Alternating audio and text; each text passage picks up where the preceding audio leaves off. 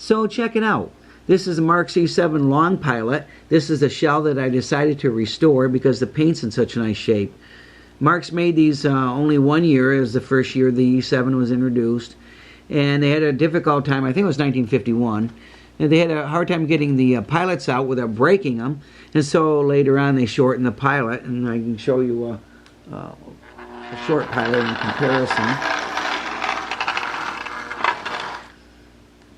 You can see the long pilot, for me anyway, is so much better looking locomotive. It's a shame that Marx wasn't able to continue with those. But anyway, this one has a hairline crack going up the nose, and so what I did was I brushed on some plastic weld on the inside where it wouldn't show, and that pretty much keeps that crack from going anywhere. And I also make sure I loosen the headlight screw so that that's probably what started the crack. It was probably over tightened.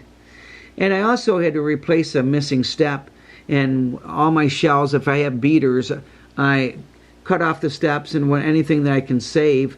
And so if you notice, this shell is a little bit different color than that one, so I was able to match up a step and make it look pretty nice so that it looks it's really hard to tell unless you really look close. You can't even tell it's been replaced.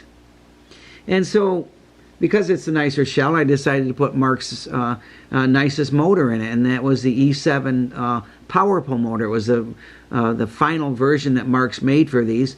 It has traction tires and a large weight, and I can show you one of those. And it's sitting underneath there. I'll pull it up so you can get a better look at it.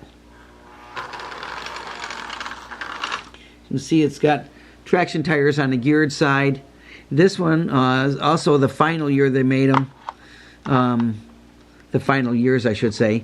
They made a nylon brush plate, and as you can see, this one has aluminum plates on it versus the steel ones that they did have. So get that one out, and it's just so much better performance. Easy to work on. You remove the two brush plate, the screw and the two nuts that hold that brush plate on, and you can pretty much take the E unit or the reverse unit and everything out of it. So I thought I'd take this for a spin. I've got quite a nice little train of Marx mold K-line cars behind it, just to show how well these perform. So here we go. We'll take it for a spin.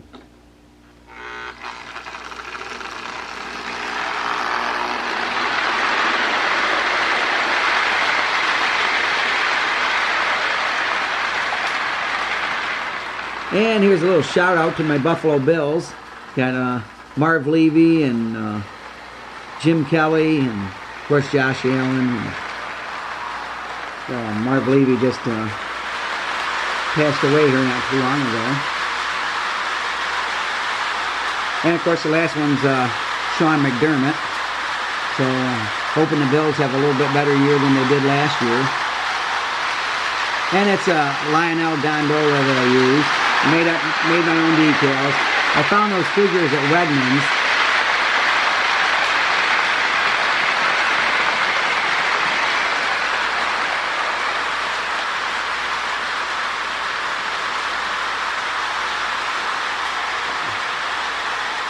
As you can see, these the power pull motors are really smooth running motor, good pulling motor.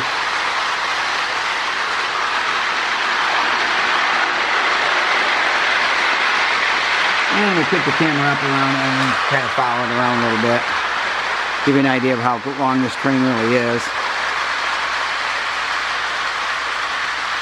Kind of looking around too. Last night I found a milk snake down here with me, a little young one. I don't know how the little bugger got in, but he must have found a crack somewhere in the foundation and snuck in. They're pretty harmless though, so, other than startling me.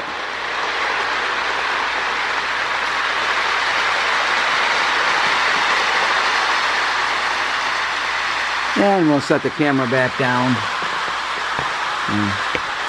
Camera battery's warning me that I'm just about out of power, so I'm going to turn it that way. And we'll give it one more lap.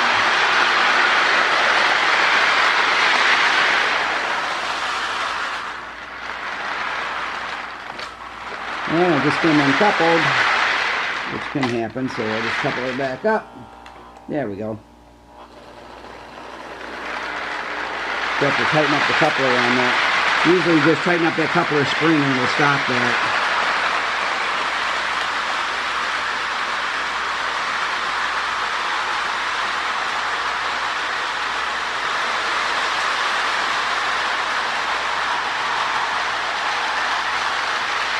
All right. So if you want a little bit better performance out of your E7, especially these ones with the long pilot, just put a power pull motor in there. So thanks again for watching. God bless. Never forget, Jesus is Lord.